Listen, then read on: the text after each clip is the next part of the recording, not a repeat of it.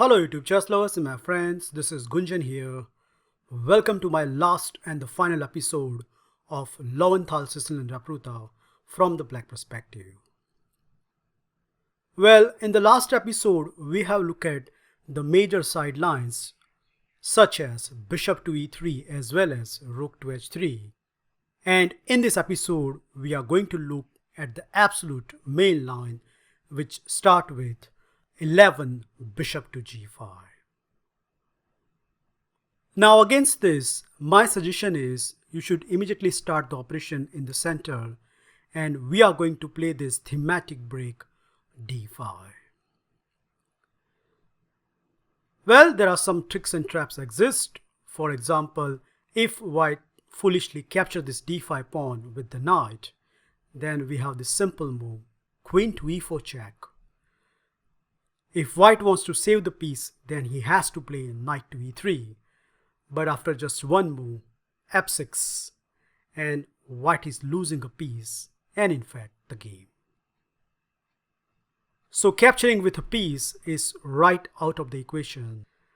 The second bad move white can try over here is bishop captures e7. And yes, indeed, if black routinely captures this bishop, then the resulting position is favorable to the white camp. But nope, black has the better move, namely d4. The point is, two of the white pieces are hanging, and again knight to d5 doesn't work because of this queen to e4 check. So instead of that, many white players save the bishop pair with bishop to c5. But as we will see that these positions are usually favoring the black camp, and the sequence goes as follow: d captures c3, b captures c3, and now yup, this wonderful check, queen to e4. Black get all of his material back. And the most important point is, even though white is time being stopping us to castle on the king side, this check is quite annoying for the white camp, as he really don't want to block with the bishop and give another pawn to the black camp. So the natural response is queen to e2, but after that the position gets simplified with queen captures e2, bishop captures e2, and now bishop to e6, planning to castle on the queen side. And if somehow white can prevent this with rook to d1, then we have always options such as f6 and king to f7. Altogether, this horrible pawn structure gives black a good advantage in upcoming endgame. So to cut the long story short, by far the only response exists for the white here is e captures d5. Well, here black has two major choices, and my personal recommendation is knight to b4, which is more consistent with our other repertoire. However, you can also check out knight to d4, a good alternative which you might want to consider in the tournament practice, and all detailed analysis are available in the PGN. Okay, knight to b4. So black has created the first threat, namely knight to c2 check, and accordingly white has few options. Well, once again bishop captures e7 is the main line, but first let's check out what happens if white try other moves. The first move I want to consider is rook to c1.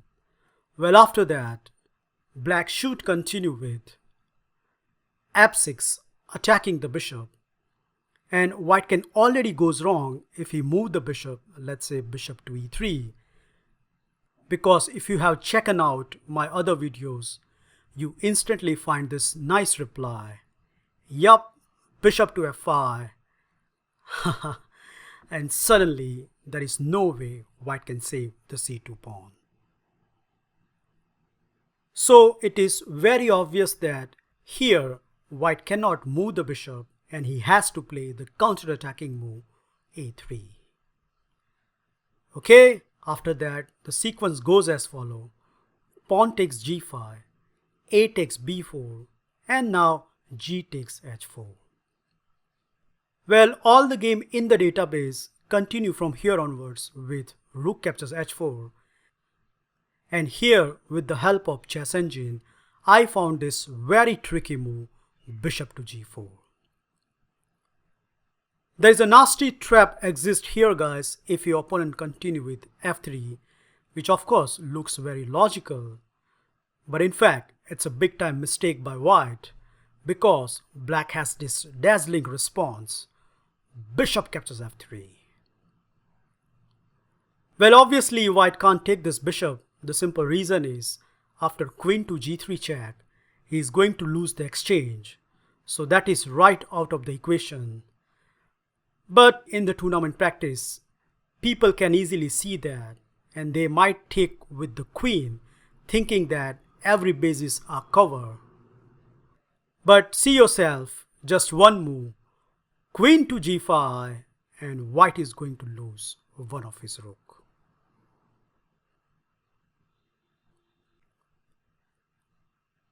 Well, the better try here is queen to d2, but after that, black get huge initiative with castle on the king side.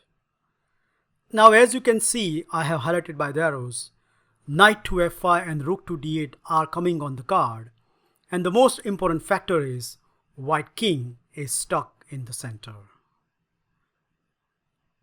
I have recently reached this position against a 2300 rated opponent, and this game will give you a nice illustration how good black position is, as my opponent continue here with bishop to d3 attacking my queen.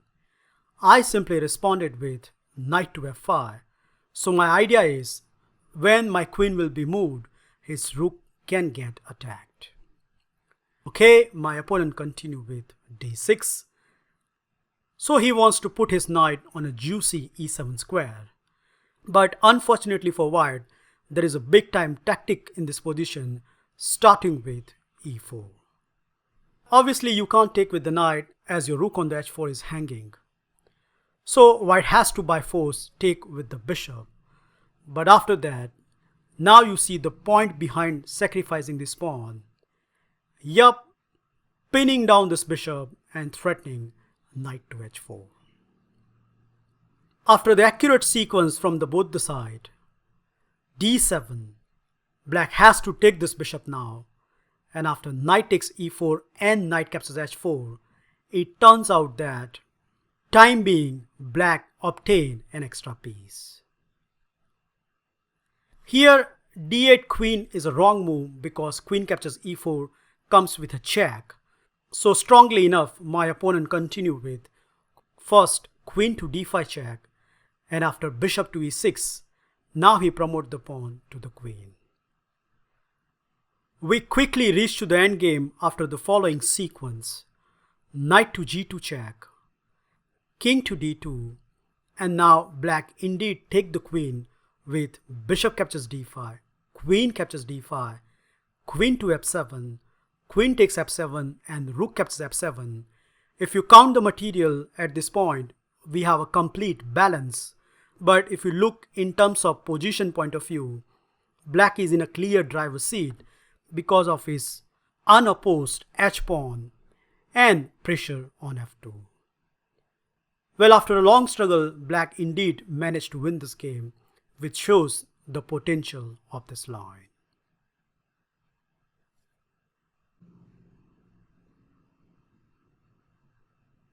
The second move I want to consider is bishop to d3. Well, this is pretty much similar to bishop to e3 line, as we are getting this position by force. Knight captures d3, queen captures d3, queen captures d3, and pawn captures d3. First, we are going to eject this bishop with f6, and after bishop to e3, remember this thematic plan with b5. So idea is very obvious. We want to put our bishop on b7, and as white has this weak double pawn, we can target them in the rest of the game. Once again, I like to show you one of my quick blitz victory in this line, where my opponent continued with castle on the queen side. I simply responded with bishop to b7 and he played d6. Okay, knight to f5 and black pieces are attacking on a multiple location. So white decided that I want to keep my d6 pawn with bishop to c5. But as it turns out that after bishop captures g2, rook to g1, bishop to f3 and rook to e1, white has just one threat in this position which black can safely negotiate with king to f7. And if you carefully look at this position, I think black is completely winning. Why? Number one, h4 is going down the drain very quickly. Number two, this double d pawn are never going to be safe, and it's just a matter of time where black can put this rook on the d file and munch these pawns. Finally, you can also use some tactics based on the c file, and altogether, I think white is really struggling for any counterplay from this position.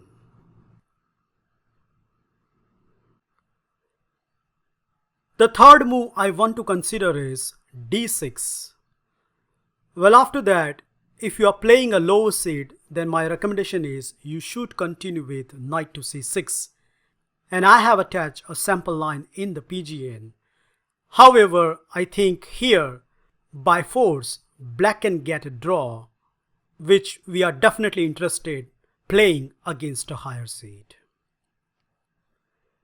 The sequence starts with knight captures c2 check. King e2 is not a good option because of knight to c6 and then one of the knight launch on the d4 square. So the accurate response is king to d2, and after that you should continue with bishop to f5. Well, the d6 pawn is hanging, and if white continue with bishop captures e7, then this is pretty bad choice. The simple reason is after queen to h6 check, by force white has to put the bishop back on g5, and after that, yup, we are going to take this pawn, and not only black emerge with an extra pawn, but white king is completely stuck in the center, which is always a good sign when you are playing for the win. So bishop captures e7 is a pretty bad choice at this position. The most accurate response is pawn takes e7, but after that, first we are going to give this check, and again white has to be very careful. If we continue with king to c1, then after queen captures d1, king captures d1, and now knight takes a1, black clearly obtained an exchange. So that's not a good choice for the white camp. And the only accurate move here is king to e2. Afterwards, black should take this draw with knight to d4 check, king to e1, knight to c2 check, king to e2, and so on. So this is one line, guys, where black is satisfied with a draw, but still white has to play some very careful moves in order to reach this position.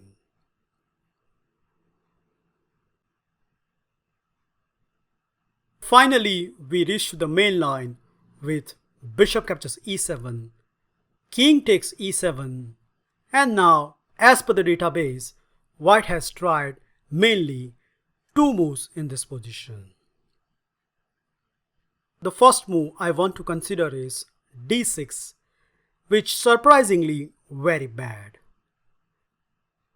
What white is hoping is black should take this pawn with the queen, so that after the following sequence, queen captures d6, king captures d6, castle on the queen side with a check, and after king to e7, a3, knight to c6 and knight to d5, black pieces and king has been really pushed back with a good advantage to the white camp. So obviously we shouldn't fall for all this, and instead of that, here my recommendation is you should play this very safe move, king to f8. Well, now indeed the c2 pawn is hanging, and accordingly white has two choices. Number one, if we continue with bishop to d3, then after the following sequence, knight captures d3, queen captures d3, queen captures d3, pawn captures d3. Now you will see the significance of playing the move h5, as black has this star move.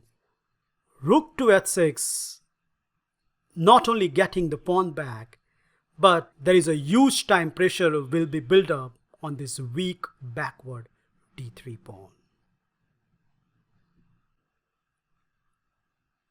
Probably the most critical move in this position is d7, not only hitting the bishop, but trying to checkmate black king with queen promotion. So black response is force. He has to take this d7 pawn. And the big time idea from the white side is he wants to capture this bishop, allowing this fork.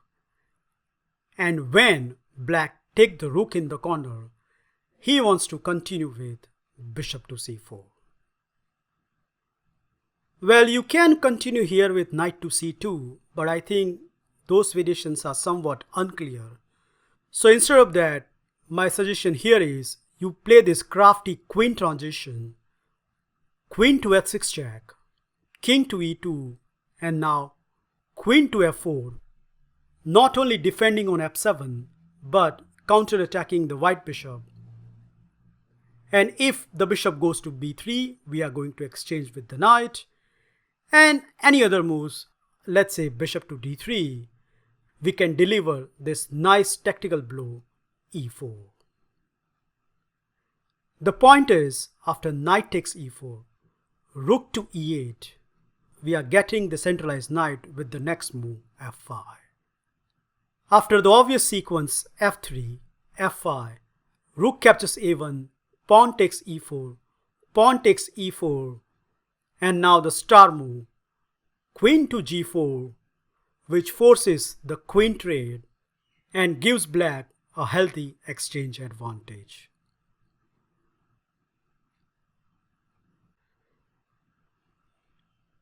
Last but not least, what happens if white continue with bishop to d3?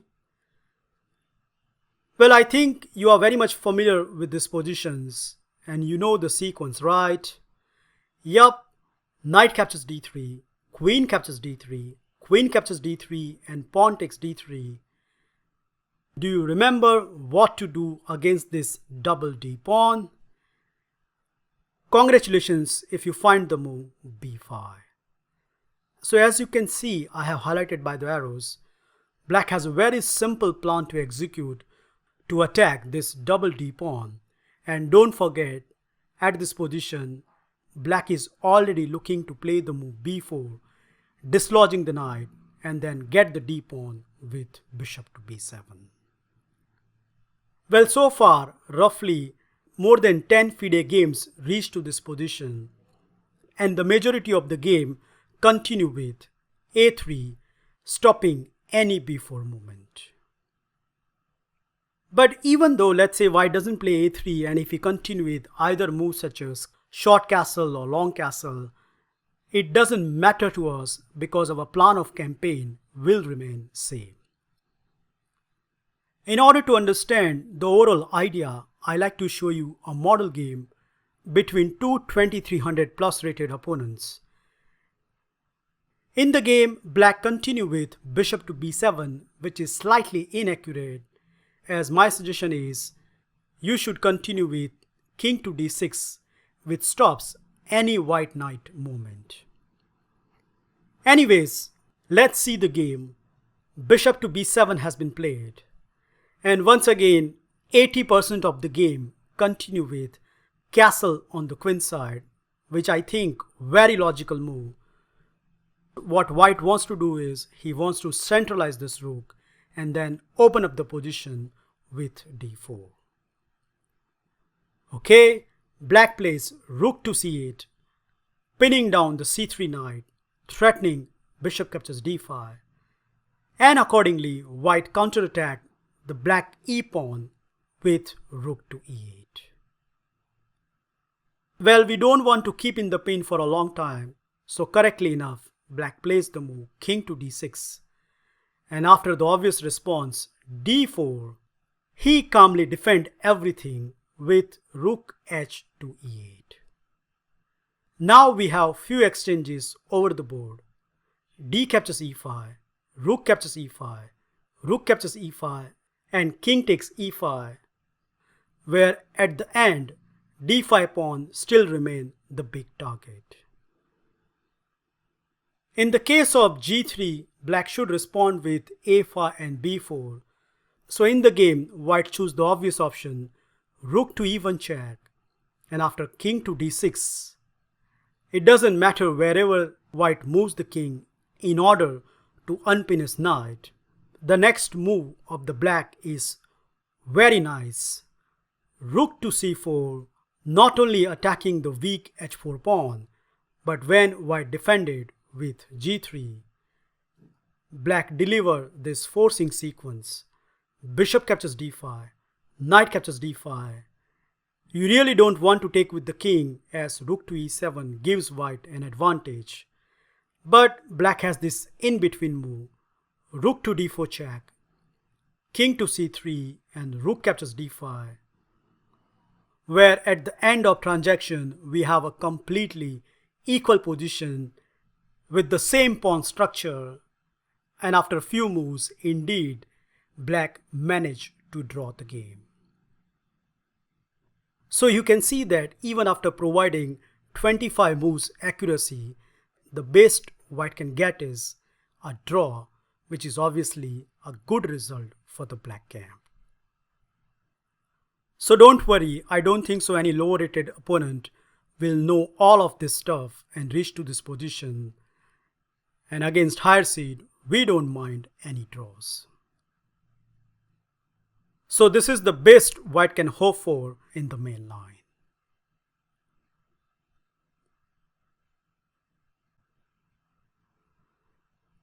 That's it guys. I hope you enjoy and learn this wonderful Lowenthal Repertoire from the black side.